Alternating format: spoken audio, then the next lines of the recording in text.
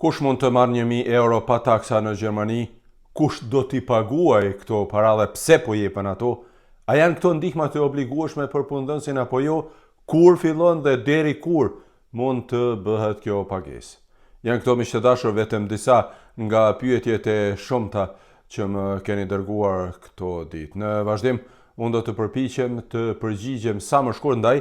Nëse doni të dini më shumë, shikoni videon deri në fund dhe mos harroni të abonoheni në kanalet e mia. Së pari, këto ndihma për punëtorët mund të jepen për shkak të rritjes së çmimeve pas fillimit të luftës në Iran. Deri tani, të gjitha këto kanë qenë vetëm propozime të qeverisë, ndërsa me 24 prill Bundestagu e ka miratuar edhe ligjin përkatës për këto pagesa. Por pagesat mund të bëhen vetëm pas miratimit të vendimit edhe nga Bundesrati dhe futjes në fuqi të këtij ligji. Seanca e radhës e Bundesratit është me 8 maj, ndaj pritet që pagesat të fillojnë në maj. Pagesat e këtij bonusi deri në 1.000 euro mund të bëhen deri me 30 qershor të vitit 2027. Për punëtorët, këto janë para të thata, siç thot populli, apo neto, siç thonë ekspertët, pra pa kontribute dhe pa taksa. Këto para mund t'i marrin të gjithë. Pra, si punëtorët në shërbimet publike, ashtu edhe ata në bizneset private. Po, a do t'i marrin të gjithë? E kjo është një tjetër mesele, siç thonë në Shqipëri, sepse pagesa e këtyre ndihmave është vullnetare dhe punëdhënësi nuk është i obliguar t'i paguaj ato.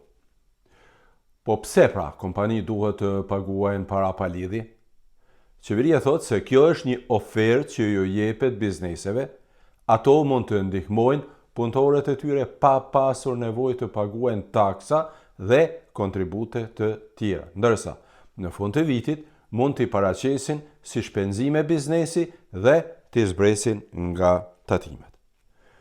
Në fund shtrohet edhe pyetja, a duhet të aplikohet për këto para? Jo, nuk keni nevojë të aplikoni. Punëdhënësit janë të informuar me këtë vendim, por kjo nuk ju pengon që të mos ia kujtoni shefit tuaj se e ka këtë mundësi të ndihmojë punëtorët e vet dhe se këto para eventualisht mund t'i zbresë nga tatimet në fund të vitit. Por mos harroni, shefi nuk është i obliguar t'i paguajë ato. Mund t'i paguajë, por nuk është me detyrë.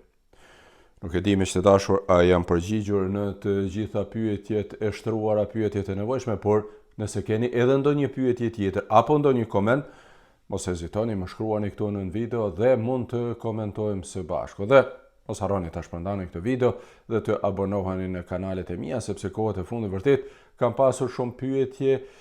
Besoj që shumë njerëz janë të interesuar ta dinë këtë, në veçanti në këtë kohë krize dhe në këtë kohë inflacioni. Ndërsa unë ju përshëndes shumë kudo që jeni dhe mirupafshim së shpejti me informacione të tjera.